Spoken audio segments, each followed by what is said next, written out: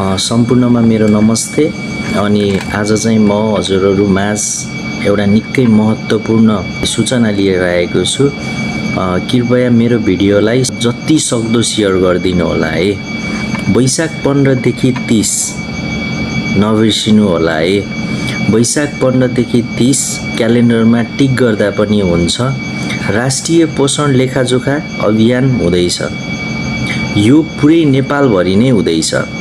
यो अभियान स्पेसल्ली सासाना बच्चाहरू यानि कि 5 महिनादेखि 5 वर्षसम्मका बालबालिकाहरूको पोषण जाँच गर्ने अभियान हो र निकै महत्त्वपूर्ण अभियान पनि हो। यो अभियान तपाईहरुकै टोल, गाउँठाउँ, वडा नजिकै हुँदैछ।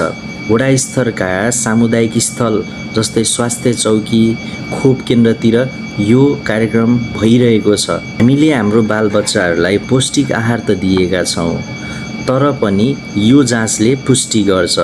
यदि कुनै पनि बालबालिकाहरूमा कुपोषण देखियो भने तुरुन्त उपचार पनि सुरु गर्न सकिन्छ। र अर्को निकै महत्त्वपूर्ण कुरा, यो कार्यक्रम 100% निशुल्क पनि रहेको छ। जाँच कसरी गरिन्छ? बच्चाहरूको तौल नापेर, बच्चाहरूको हाइट उचाइ नापेर र एमयुएसी ट्याबले बच्चाहरूको पाखुरा नापेर यो जाँच गरिन्छ।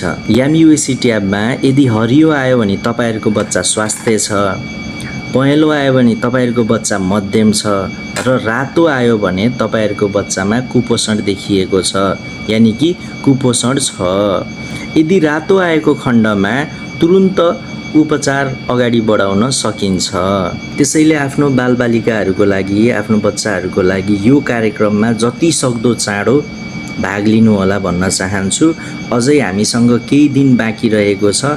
नजिकैको स्वास्थ्य चौकीमा गएर बाँकी जानकारी लिन सक्नुहोला। हस्त धन्यवाद। Thank you.